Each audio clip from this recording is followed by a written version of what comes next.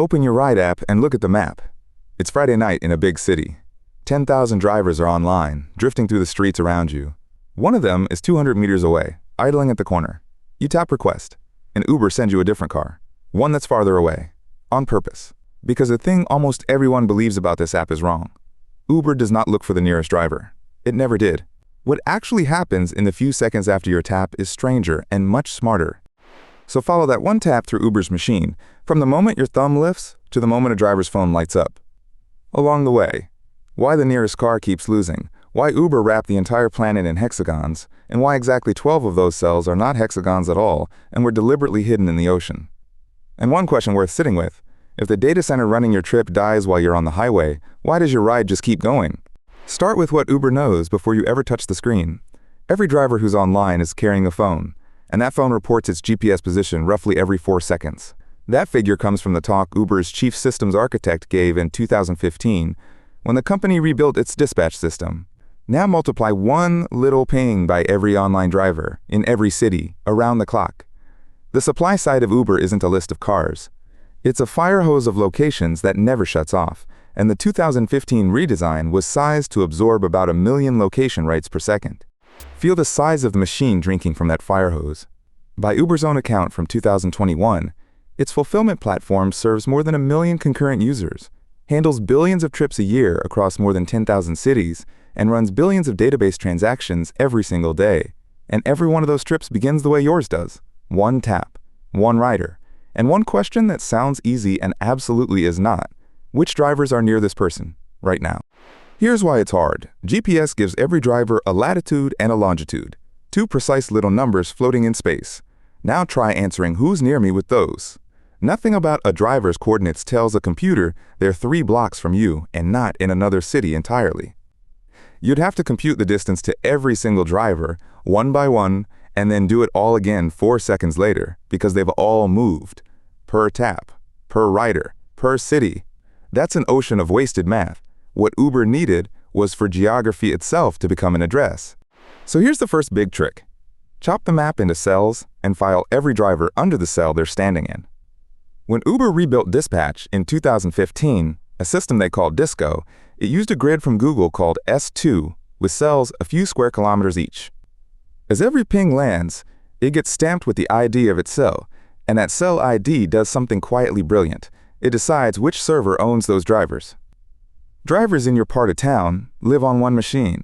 Drivers across the river live on another. No computer ever looks at the whole planet. Geography became the filing system. But square cells have a flaw you can see on any chessboard. From one square, the neighbor straight ahead is one distance away. The neighbor on the diagonal is almost half again as far. 2 kinds of neighbor, 2 different distances, and every nearby calculation has to care which kind it got. Now look at a hexagon. 6 neighbors, and every single one sits at exactly the same distance, center to center. One step always means one thing. It's the same reason strategy board games are played on hex maps. Movement is fair in every direction, so Uber built its own grid of hexagons and called it H3. H3 covers the entire Earth at 16 levels of zoom. At the coarsest level, 122 big cells blanket the whole planet. Zoom in 1 level, and each cell splits into 7 smaller ones. Zoom again, 7 more, and again, 16 times down. And every cell, at every level, has an ID that fits in a single 64-bit integer. One ordinary number, the size a computer moves in one gulp, names one patch of the planet. Now for the detail I promised you. There's a rule of geometry that no company can engineer around. You cannot wrap a sphere entirely in hexagons. It's mathematically impossible. A grid like this needs exactly 12 pentagons somewhere to close the ball, and at a pentagon, the neat 6-neighbor math breaks. So Uber's engineers did something wonderfully pragmatic. They oriented the whole grid so that all 12 pentagons land in open ocean, where there are no streets, no riders, and no drivers. The flaws exist. They're just positioned where no trip will ever touch one. And at maximum zoom, the numbers turn absurd. Resolution 15 carves the planet into roughly 570 trillion cells, each covering about 1 square meter. The spot you're standing on has an address. The patch of curb where your driver will stop has an address. Every square meter of Earth, named by one number a computer can compare in a heartbeat. Once the world is hexagons, Uber can think in hexagons. It counts riders and drivers per cell, which is why surge pricing is not a citywide switch. Surge is a property of the hexagon you're standing in. Walk a few blocks, cross into a calmer cell, and the price can change. In Uber's own words, H3 was built for optimizing ride pricing and dispatch, and for analyzing supply and demand across its cities. So that's the board, a planet of cells, each one a tiny live market. Now, at last, your tap, your thumb lifts. The request hits Uber's demand service, who you are, where you're standing, where you're going, and the clock starts. Sometime in the next few seconds, this request has to become one specific driver, turning one specific steering wheel. The first move is exactly what the grid was built for. Dispatch snaps your location to its cell, then covers a circle around you with cells, yours plus the rings of neighbors surrounding it. Watch how cheap that is. Each cell ID points straight at the server that owns it, and each server hands back its own shortlist, the drivers pinging from inside that cell right now. No planet scan. No distance checks against strangers 3 cities away. Uber's architect called it the coarse first pass filter. In a handful of lookups, 10,000 drivers become a few dozen candidates. Now the candidates get ranked, and here's where the nearest car begins to lose. Straight line distance is a lie that maps tell. That driver 200 meters away? There's a river between you, and the bridge is 2 kilometers south. The one 3 blocks over is pointed the wrong way down a one-way street. So Uber doesn't rank by distance at all. For each candidate, a routing engine traces the actual road network, every turn, bridge, one-way, and traffic jam, and computes the real time for that car to reach your feet.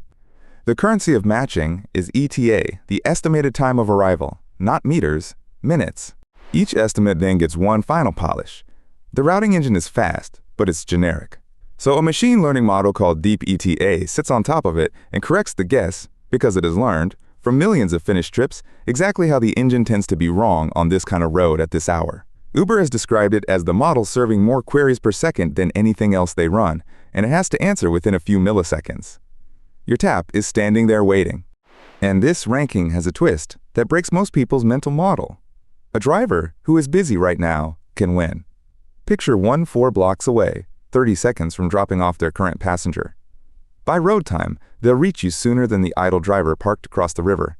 Uber's dispatch was explicitly built to plan into the future, so a car that doesn't even look available on your map can be the one that gets you. And there's one level stranger than that. Uber isn't just choosing a driver for you. Say 2 riders request at almost the same moment. Rider A is 2 minutes from driver 1 and 5 minutes from driver 2. Rider B is 6 minutes from driver 1, but their only other option is 20 minutes out. The greedy move. First tap wins. Rider A grabs driver 1, 2 minutes, great. But that just stranded Rider B with the 20-minute car, so together they wait 22 minutes. Now solve both riders at once. Rider A takes driver 2, 5 minutes. Rider B takes driver 1, 6. 11 minutes total. Same cars, same streets, half the waiting. Greedy stole the only good option from the person who had no other choice. So Uber deliberately does not match you the instant you tap. It holds your request for a few seconds while other requests land around you, then solves the whole neighborhood as one batch, pairing riders and drivers to shrink the average wait for everyone, not just whoever tapped first. That little pause you feel after requesting isn't your phone being slow. It's the marketplace waiting to see the whole board. Uber's own page says it in 5 words. Closest doesn't always mean quickest. So here's the shape of it. Uber doesn't find you a car. Every few seconds it resolves a whole city. And your trip is one variable in the equation. Uber claims this style of matching saves people 10 years of waiting time every single day. That's their marketing math, take it as such. But the mechanism underneath it is real. Your batch resolves, and the machine has its answer. One driver, chosen for you. Their phone lights up with the offer. They accept, and a trip is born. A little state machine that will march through the same stages every trip does. En route, arrived, picked up, dropped off. On your screen, a car begins sliding toward you, seconds after your thumb left the glass. That's the happy path. But underneath every trip sits the most paranoid engineering in this whole story. Because think about what this machine is never allowed to do. Sit down. Dispatch was built with no single master computer. The 2015 design ran as thousands of small processes arranged in a ring, each owning a slice of the world's cells, coordinating by gossip, every node constantly whispering to a few neighbors about who owns what. Any node could take your request. Any node could die. and the ring would quietly hand its slice to the survivors. By 2021, Uber had rebuilt this layer on Google's Spanner database for stronger guarantees. The paranoia stayed. And the paranoia is really about money. Uber's architect put it bluntly: if Uber is down even briefly, that money goes to someone else. Your loyalty is one app icon deep, and the competitor is a thumb swipe away. So the system assumes everything will eventually fail. Servers, networks, entire data centers. Which brings us back to the question from the beginning. The data center running your trip dies while you're on the highway. What happens to your ride? Here's the answer, and it's my favorite detail in this entire machine.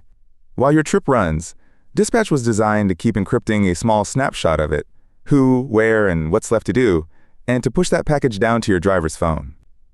Uber calls it a state digest. The phone can't read it, it just carries it, like a flight recorder riding along in the car. Now the data center dies mid-trip. A backup data center takes over, and it has never heard of you. But seconds later, your driver's phone pings in, carrying the digest. The new data center decrypts it, and your trip reappears, mid-highway, like nothing happened. Uber turned every driver's phone into a tiny backup site for the one trip it's driving. Zoom back out, because this story leaks far past Uber. In 2018, Uber open-sourced H3, and the hexagons escaped. Today, they're a standard layer for logistics fleets, climate scientists, and city planners. Anyone who needs to ask what's near what at planet scale. You can install it with one command tonight and hexagon your own neighborhood. And one thread we touch keeps going. Millions of driver phones holding an always-open live line to one company at the same time. That is its own machine and its own story. So run your tap back, start to finish. Before you touch the screen, every driver's phone was already pinging, every few seconds, filed by cell, sharded by geography. Your tap drew a circle of hexagons and pulled a few dozen candidates. A routing engine ranked them by real road time. A learned model sharpened every estimate, and the matcher held its breath for a few seconds so it could solve the whole neighborhood at once. A driver's phone lit up, and for the entire ride, your trip rode along in their pocket, encrypted, ready to outlive a data center. That is what one tap sets off. And that's why the nearest car so often isn't your car. Nearest is a straight line, and straight lines don't exist in a city. Uber's real invention was never a faster way to find the closest driver. It was carving the planet into cells, so that, for the few seconds your request exists, one small patch of Earth gets to stop, think, and answer with the right car instead of the close one.